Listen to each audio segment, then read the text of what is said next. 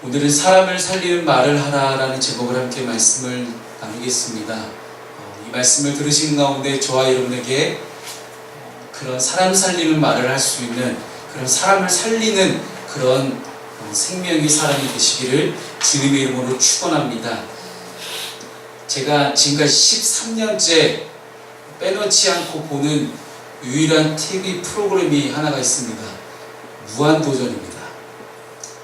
어찌 보면 제 젊은 시절을 함께 했다고 볼 수 있을 정도로 무한도전이라는 프로그램은 저한테 많은 영향을 주었고, 이제는 무한도전이 5인 체제, 6인 체제일 때도 제 친구들하고 그런 얘기 했습니다. 우리가 쟤네보다 더 적은 돈 받고 더 재밌게 할 수 있을 텐데.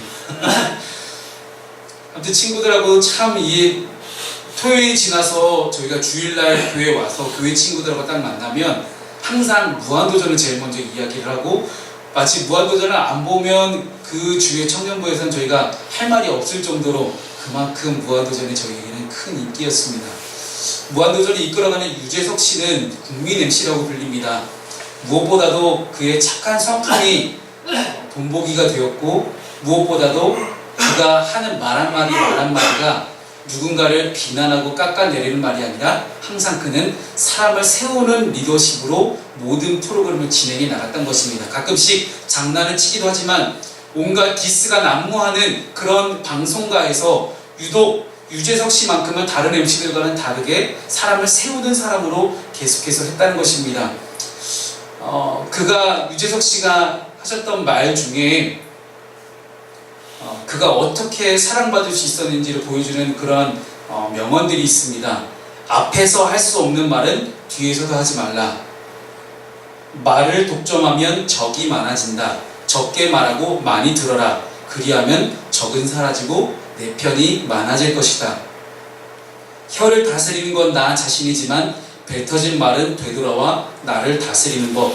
신중을 기해 3, 4, 2런 하되 한 번 뱉은 말에는 책임을 져야 한다. 누구보다도 게스트들의 이야기를 잘 들어주는 MC로 유명했습니다. 이처럼 말이라는 것은 한 말을 하는 본인과 말을 듣는 모든 사람에게 영향을 미치게 돼 있고, 단순히 내가 이 사람에게만 이야기를 했지만 이 이야기가 발없는 말이 천리를 간다고 그 말이 계속해서 퍼져나가는 것들을 보게 됩니다. 간혹 때에 따라서는 이 말들이 오해와 오해를 불러일으켜서 많은 갈등과 다툼을 낳기도 합니다. 바른 말은 화를 면하게도 해주지만 어리석은 말은 다른 사람을 더 분노하게 만들고 있습니다. 그래서 저희가 함께 읽고 있는 성경 말씀 가운데도 잠언 말씀에, 또한 전도서 말씀에, 시편 말씀에 말에 대해서 조심하라는 그런 문구들이, 격언들이 굉장히 많이 나오고 있습니다. 오늘 본문 말씀에 보면 아마도 이른바 교회 다니는 자매들이라고 이야기를 통칭을 했을 때 자매들이 가장 닮고 싶어하는 한 여인의 이름이 나옵니다. 그 여인의 이름이 아비가일입니다. 아비게일, 미국 유명 팝스타 아비게일 존슨도 있지만, 이 아비게일이라는 이 단어를 보았을 때 많은 우리 교회 다니는 자매님들이 선망의 대상을 품고 있는 사람이 아비가일입니다. 성경에서 이야기할 때 가장 지혜로운 여인을 꼽으라면 아비가일을 꼽을 정도로 아비가일이 누구보다도 가장 지혜로웠던 여인이라는 것을 우리가 염두에 두고 오늘 본문 말씀을 함께 보겠습니다. 아비가일은 원래는 나발이라는 사람의 아내였습니다. 이 나발이라는 사람은 예전에 다윗 왕이 한창 잘 나갈 때, 지금 사울에게 쫓겨다니면서 도망자 신세로 언제 죽을지 모르는 위기에 있는 순간이 아니라 예전에 왕의 사위로서, 그리고 군대 전쟁만 나가면 늘 승리하고 돌아올 그 개선장군 시절에, 가장 잘 나갔던 시절에 다윗에게 은혜를 입었던 인물입니다. 나발의 양떼를 지키고 있던 목자들을 다른 이민족의 목동들이 양을 뺏어가려고 했을 때 다윗이 지켜주었던 경험이 있습니다.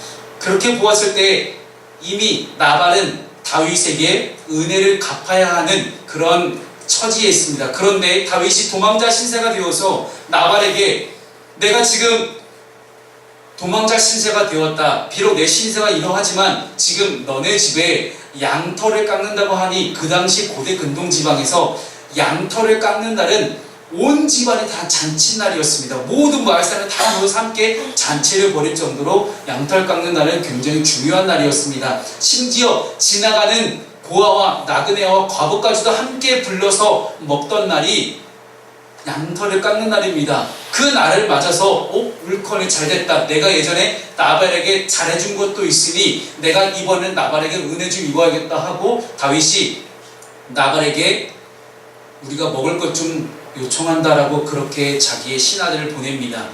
그 당시 나발의 재산을 보게 되면 양이 3,000마리요 순염소가 7,000마리라고 성경은 기록합니다. 그 정도면 진짜 어마어마한 부자입니다. 어마어마한 부자라면 이 쫓기는 신세인 다윗이고 그리고 이미 지나가는 나그네도 불러서 먹일 정도로 잔칫날이었으면, 그리고 예전에 자기가 지금 이렇게 부자가 될 수 있었던 것이 다윗이 나를 지켜주었기 때문이라면 당연히 나발 입장에서는 다윗의 신하들에게 먹을 것을 주어서 돌려보내는 것이 마땅함에도 불구하고 나발은 이미 욕심의 눈이 어두워서 이제는 다윗은 떨어지는 새구나, 다윗에게 잘 보여서는 안 되겠다 싶어서 다윗을 멸시하고 조롱하고 신하들을 돌려보냅니다. 이 이야기를 들은 다윗이 격분해서 400명의 군사를 일으켜서 나발을 죽이려고, 나발의 온 집안을 다 몰살시키려고 이제 가는 그 중에 오늘 본문에 나오는 아비가일이라는 여자를 만나게 된 장면이 오늘 본문의 장면입니다. 오늘 본문을 통해서 저희가 어떻게 아비가일이 다윗에게 어떻게 말을 했길래, 그리고 아비가일처럼 어떤 말을 해야 우리가 사람을 살리는 말을 할 수 있을지 함께 살펴보도록 하겠습니다. 첫 번째는 다윗을 바라보는 아비가일의 말입니다. 오늘 본문의 29절 말씀을 함께 우리 읽어보겠습니다. 화면을 보시면서 읽습니다. 사람이 시작. 사람이 일어나서 내 주를 쫓아 내 주의 생명을 찾을지라도 내 주의 생명은 내 주의 하나님 여호와와 함께 생명싸개 속에 쌓였을 것이요 내 주의 원수들의 생명은 물매로 던지듯 여호와께서 그것을 던지시리이다. 아멘. 다윗이 나발의 온 가족을 다 죽이려고 한다는 그런 소문이 들리기 시작했습니다. 아비가일이 급히 음식을 준비해서 다윗에게로 달려갑니다. 그리고 다윗을 만나게 되고 오늘 본문의 23절 말씀에 다윗 앞에 엎드려 그의 얼굴을 땅에 대는 형태를 취합니다. 여러분, 그 당시 엎드려서 얼굴을 이마를 땅에 박는다는 행위는 내가 당신을 주인으로 섬기겠다는 의미입니다. 주종관계가 이미 성립되었습니다. 아비가일은 땅에 엎드린 정도가 아니라 그의 얼굴을 땅에 완전히 갖다 댄 것입니다. 이것은 완벽한 주종관계를 의미합니다. 근데 이렇게 하는 행동은 단 2명에게만 할 수 있었습니다. 첫 번째는 하나님이고 두 번째는 왕입니다. 하나님과 왕 이외에는 이스라엘 사람들이 머리를 이마를 땅에 대는 경우가 없었다는 이야기입니다. 아비가일의 행동은 분명 다윗의 분노를 많이 누그러뜨렸을 것입니다. 여러분, 행동 하나하나가 그 사람의 과격한 분노를 잠깐이라도 멈추게 할 수 있다는 것입니다. 아비가일은 위기의 순간에 먼저 말로 설명하는 것이 아니라 자신의 행동의 모습으로 먼저 그의 분노를 잠깐이라도 멈출 수 있는 그런 지혜를 발휘했던 것입니다. 아비가일은 이런 절체절명의 위기의 순간에 자기 자신을 낮추는 법을 알고 있었습니다. 여러분, 우리가 사람 만나서 인사를 할 때에도요, 인사할 때 그냥 단순히 인사하고 그냥 이렇게 쓱 가는 사람이 있는가 하면, 누군가는 허리를 굽히는 사람이 있는가 하면, 누군가는 밝게 웃어주는 사람이 있는가 하면, 누군가는 눈을 맞춰주고 인사를 하는 그런 사람들이 있습니다. 아시는 분 아시겠지만 제가 예전에 저희 집이 이사하기 전에 저희 집을 담당했던 부동산 공인중개사, 저는 그 사람을 굉장히 싫어합니다. 매너가 없어요. 도대체 아니, 사람이 인사를 하잖아요. 그럼 딱 인사를 하게 되면 악수를 딱 하면서 서로 눈을 맞추고, 예, 그동안 고생하셨습니다, 이렇게 인사하면 될 텐데, 네, 딱 인사 어떻게 가라는 거예요. 인사가 딱, 이게 무슨 사람의 도리인가 싶어서 따지고 싶었는데 제가 의리인 관계로 그냥 꾹 참고 넘어갔던 그런 기억이 있습니다. 여러분, 똑같은 인사이지만 행동 하나에 따라서 똑같이 안녕하세요, 고맙습니다, 감사합니다, 반갑습니다라는 이 말 한마디를 하나 하더라도 우리가 그 가운데 어떤 행동과 어떤 액션을 취하냐에 따라서 그 사람이 받고 있는 영향이 굉장히 다르다는 것입니다. 지금 다윗은 도망자 신세였습니다. 나발이 다윗을 조롱하고 멸시할 때 이렇게 이야기합니다. 다윗이 누구며 이새의 아들이 누구냐라고 호통을 치며 소리치며 다윗을 멸시했던 기록이 전해 나옵니다.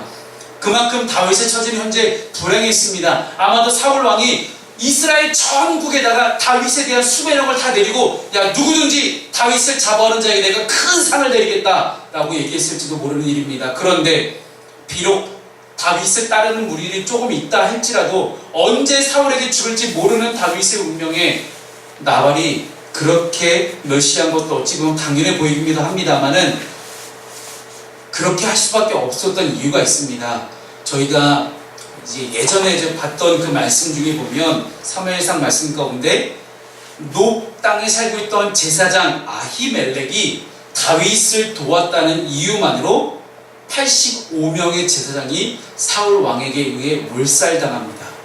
어차피 다윗을 도와서 사울 왕에게 죽느니 다윗을 차라리 그냥 멸시하고 말아야겠다는 그런 판단을 나발이 내렸을지도 모릅니다. 이렇게 잔인한 사울 왕을 적으로 만들기 싫어서 아마도 나발도 다윗을 멸시했을 거라는 것입니다. 그러나 이 다윗에 대한 아비가일이라는 여인의 평가는 완전히 달랐습니다. 이것을 통해서 우리는 아비가일이 얼마나 지혜로운 여인인지, 얼마나 하나님을 잘 믿고 있는 여인인지에 대해서 알게 됩니다. 오늘 함께 읽은 본문 말씀, 이제 화면에 있는 29절 말씀을 보게 되면 여호와께서 반드시 내 주를 위하여, 즉 여호와께서 반드시 당신 다윗을 위하여 든든한 집을 세울 것입니다 라는 그런 고백을 하고 있습니다. 여호와 하나님께서 다윗의 집을 세우실 것이라는 분명한 확신이 있었다는 것입니다. 그 이유에 대해서 계속 설명을 합니다. 이는 내 주께서 여호와의 싸움을 싸우시며 내 주의 일생에 내 주에게서 악한 일을 찾을 수 없음이니이다. 여러분, 지난주 말씀을 저희가 주일 말씀을 함께 살펴보았지만 몰래 다윗이 숨어있는 엔게디 동굴에 사울 왕이 용변을 해결하러 몰래 들어옵니다. 사울을 죽일 수 있는, 자기의 주적을 죽일 수 있는 가장 좋은 기회를 다윗은 선함으로 해결해서 옷자락만 살짝 잘라갑니다. 그랬던 다윗입니다. 그렇게 선한 마음을 품고 있었던 다윗인데 지금의 다윗과는 너무나 다른 모습입니다. 그런데 그런 다윗에게 선한 마음을 가지고 있다가 완전히 악한 인으로 변해가고 있는 이 다윗에게 찾아온 아비가일이라는 여인의 표현이 이렇습니다. 당신은 당신을 위해서 싸운 것이 아니었습니다. 지금까지 다윗 내 주님, 다윗은 항상 여호와 하나님만을 위해서 싸워왔던 사람임을 내가 알고 있습니다. 여러분, 이 말은요, 다윗의 삶의 정체성을 다시 한번 일깨워주는 그런 중요한 말이었습니다. 우리가 사람을 만날 때도요, 저도 많은 학생들을 만나고 상담하고 신방해보지만 한마디 말 때문에 그들이 뭔가 반짝하면서 깨닫고 돌아갈 때가 있습니다. 그것은 바로 정체성입니다. 내가 누구고 여긴 어디고 내가 무엇을 위해 살아야 되는지를 깨닫게 해주는 것입니다. 오늘 아비게일의 다윗에 대한 말은 그런 말이었습니다. 당신이 여호와를 위해서 싸워왔고 당신은 절대로 악한 사람이 아니니 당신은 이렇게 악한 행동을 해서는 안 됩니다라는 그런, 무조건 안 되라는 단어보다는 그 사람의 사명과 정체성을 일깨워주고 다시 한번 원래대로 돌아오도록 했던 역할이 아비가일의 역할이었다는 것입니다. 그렇습니다. 다윗은 이 세상 사람들의 방법으로 싸우지 않았습니다. 이미 24장에서 살펴보았듯이 다윗은 계속해서 위기를 맞게 됩니다. 끝없이 위기의 상황 가운데 있을 때 하나님이 다윗을 보호하고 계신 것들을 끊임없이 보게 됩니다. 그리고 다윗은 늘 하나님의 말씀에 의지하여 살아갔던 사람이었기 때문에 결코 자신의 욕심과 또한 결코 자신의 화와 자신의 분노에 따라서 살지 않았다는 말입니다. 하나님께서 악을 행하지 않겠다는 그런 다윗의 굳은 결연한 의지를 보시면서 얼마나 기뻐하셨을까요? 그런 것처럼 다윗은 여호와 앞에서 절대로 악을 행하지 않겠다는 그런 굳은 다짐으로 지난주에 사울을 안 죽이는 그런 행동을 했습니다. 다윗은 지금 여호와의 싸움을 싸우고 있는 중입니다. 아비가일이 분노에 찬 다윗을 어떻게 살아왔는지를 상기시키면서 다시 한번 다윗의 사명과 정체성을 일깨워주고 있는 것입니다. 두 번째는 아비가일은 하나님의 뜻에 합당한 말을 할 줄 아는 그런 아비가일이라는 여인의 모습입니다. 아비가일의 이런 지혜로운 말과 행동은 다윗으로 하여금 하나님의 뜻을 깨닫게 합니다. 그리고 아비가일은 그 사실을 분명하게 언급합니다. 오늘 본문의 26절 말씀을 함께 우리 화면을 보시면서 읽어보시겠습니다. 시작. 내 주여 여호와께서 살아계심을 두고 맹세하노니 내 주도 살아계시거니와 내 주의 손으로 피를 흘려 친히 보복하시는 일을 여호와께서 막으셨으니 내 주의 원수들과 내 주를 해하려 하는 자들은 나발과 같이 되기를 원하나이다. 아멘. 아비가일은 자신이 이 밤에 다윗을 찾아온 곳은 다윗이 분노함으로 말미암아 나발에게 보복하는 그런 행위를 막으려고 하시는 하나님의 뜻임을 말하고 있습니다. 즉 내가 아비가일은 자기 한 목숨 살아보려고 다윗에게 찾아왔던 것이 아니라 지금 당신을 막는 것은 내가 아니라 하나님이 나를 보내셔서 하나님이 당신을 막으시려는 것을 분명히 이야기하고 있는 것입니다. 방금 우리가 첫 번째 말씀을 나누면서 이야기했지만 29절 말씀 가운데서도 어떠한 범죄한 상황 가운데서도 막으시는 것은 하나님이 다윗을 지키시는 행위라는 것입니다. 여러분, 세상 사람들이 여전히 범죄를 하며 죄를 지으며 살아가는 이유가 있습니다. 그들은 하나님이 그들이 죄를 지을 때 막지 않으시기 때문입니다. 하지만 우리 믿는 그리스도인들은 다릅니다. 우리가 항상 죄의 유혹 가운데 빠져서 죄의 길로 걸어가고 반드시 죄를 지을 수밖에 없는 마음과 행동을 하며 살아갈 때 하나님께서 성령님을 보내주셔서 우리 마음 가운데 죄를 깨닫게 하시고 안 돼, 돌아와야 돼, 더 이상 너 여기서 죄를 지으면 안 돼라는 그런 하나님의 음성이 우리에게 들리고 있는 것입니다. 그래서 오늘 다윗의 상황을 보게 되면 다윗이 그렇게 죄를 지으려고 할 때 그 다윗의 죄를 막으려고 하시는 하나님의 분명한 뜻이 아비가일이라는 여자를 통해서 전해지고 있는 것입니다. 아비가일은 단지 자신의 위기를 넘기기 위한 임기응변이 아니라 하나님의 뜻을 분명히 알고 지혜로운 말로써 다윗의 분노를 그치게 했던 여인이었습니다.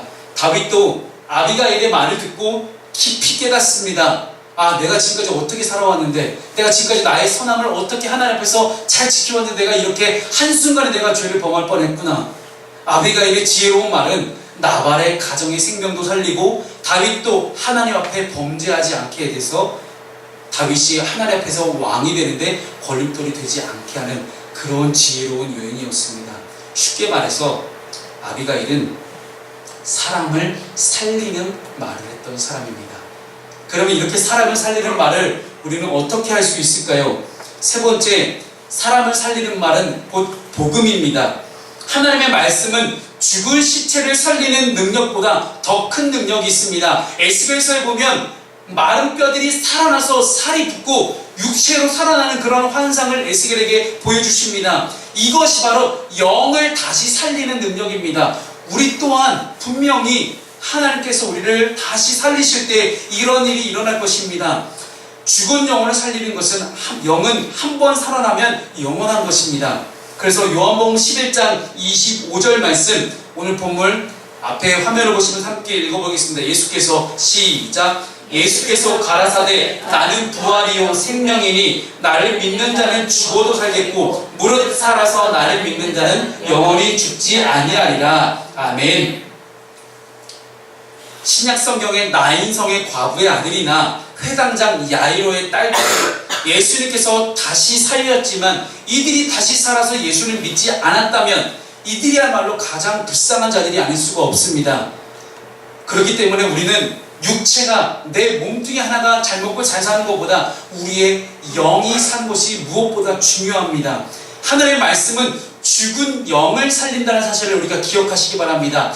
내가 하나님 믿고 예수 믿고 교회 다니고 예배 잘 드린다고 내 인생이 잘 풀려요? 맞아요. 잘 풀릴 수 있어요. 하나님 축복하시면 잘 풀려요. 근데 정말로 더 중요한 것은요, 그 어떤 세상의 문제와도 해결할 수 없는, 세상적으로 돈을 많이 벌려면 정말 열심히 노력하면 돈을 많이 벌 수도 있을 거 아니에요? 그런데 영의 문제는 우리가 한 번 죽은 이 영이 다시 살아나는 것은 하나님의 능력 외에는, 복음 외에는 우리가 기대할 것이 아무것도 없다는 사실입니다. 우리가 영이 죽었다가 다시 살아난다는 것은 하나님과 다시 연결된다는 것을 의미합니다. 에덴 동산에서 아담과 하와가 선악을 알게 하는 나무의 열매를 먹고 인간 세상에 죄라는 것이 들어오기 시작했습니다. 그리고 그 이후로 끊임없이 인간은 죄성을 가지고 끊임없이 죄의 방향으로 계속해서 죄의 유혹 가운데로 자연스럽게 끌려가는 인간의 본성을 가지고 있습니다. 그런데 죄의 본성으로 살아가기 때문에 하나님과 점점 멀어지려고 했던 우리 인간에게 영이 다시 살아난다는 것은 하나님과 다시 방향을 돌린다는 것입니다. 하나님께로 방향을 돌리고 이 죄의 문제, 도대체 영이 살아날 수 없는 이 죄의 문제를 해결할 수 있는 유일한 분이 하나님밖에 없음을 고백하는 것, 그리고 이 영이 살았을 때 다른 모든 문제들이 해결될 수 있음을 믿고 살아가는 것, 그리고 믿음으로 고백하는 것, 그것이 바로 우리의 영이 살아가는 것입니다. 그래서 우리가 예수를 믿고 교회를 다니고 예배를 드린다는 것은요, 단순히 나의 몸뚱아리가 왔다 갔다 하는 것이 아니라 내 영이 살아서 내 영이 하나님의 영을 느끼는 것입니다. 하나님의 영을 만나는 것입니다. 예배는 영적인 만남입니다. 물론 육적인 만남 가운데 코이노니아 교제를 하면서 우리가 많은 친교를 나누기도 하지만 제일 중요한 것은 이 자리에 오셨을 때, 아니면 여러분들이 평소에 어디에 있든지 무엇을 하든지, 여러분의 가정에 있든지 학교에 있든지 직장에 있든지 그 자리 가운데서 내 영이 하나님의 영을 느끼고 그 하나님의 영의 마음의 생각들을 가슴 가운데 항상 내가 받으며 살아가는 것, 이것이 바로 예수 믿는 사람입니다. 그래서 요한복음 5장 25절에서도 죽은 자들이 하나님의 아들의 음성을 듣고 살아난다고 합니다. 여기서 살아난다는 것은요, 육체가 살아난다는 것이 아니에요. 육체의 문제는, 영의 문제가 해결되면 충분히 해결될 수 있는 것이 육체의 문제입니다. 그래서 우리에게 가장 중요한 것은 영의 문제가 해결되는 것입니다.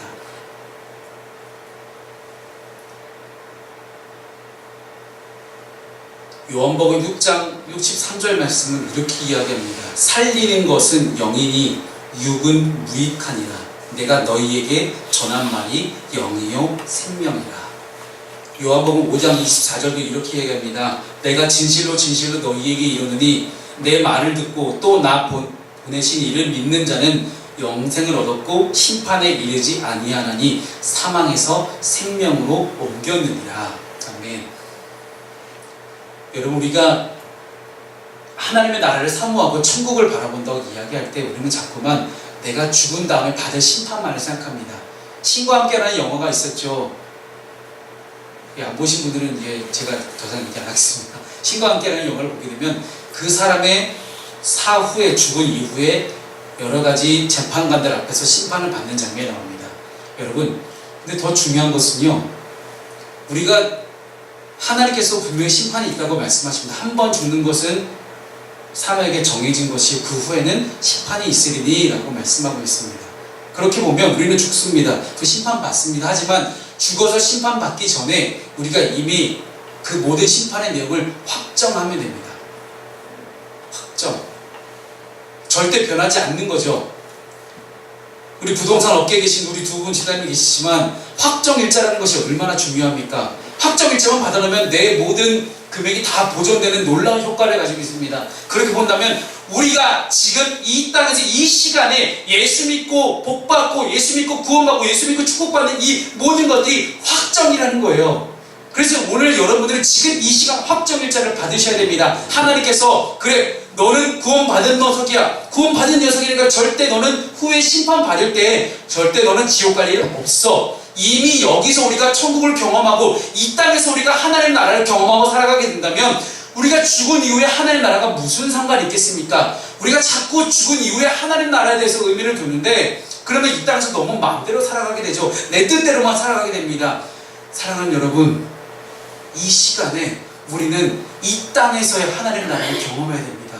이 땅에서 하나님 나라를 경험하기 위해서는 우리 사람을 살리는 말, 복음을 우리가 듣고 복음을 맞아들이고 복음을 통해서 예수 그리스도를 내 삶의 구세주와 주님으로 믿고 영접했을 때 비로소 우리의 인생이 하나님의 나라의 백성으로 바뀌어지기 시작합니다.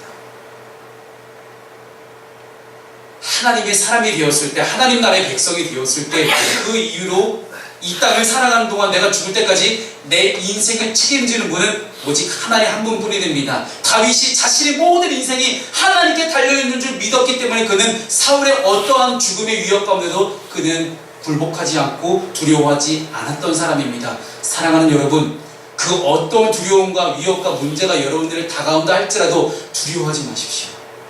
하나님이 여러분과 함께 하십니다. 이미 여러분은 구원 받으셨습니다. 구원 받은 사람답게 째째하게 굴지 말고 가슴을 쫙 펴고 정말 당당하게 그리스도인으로 살아가시기 바랍니다. 왜냐하면 여러분에게는 복음의 능력이 있기 때문입니다. 그 복음은 사람을 살리는, 사람을 정말 세우고 사람을 살리고 사람을 영화롭게 하는 그러한 복음이었습니다. 그런 사람을 살리는 말, 그 복음이 이미 여러분에게 들어갔습니다. 그 복음의 능력을 의지하고 여러분 가운데 온전한 구원을 회복하시는 저와 여러분 되시기를 주님의 이름으로 축원합니다. 기도하겠습니다.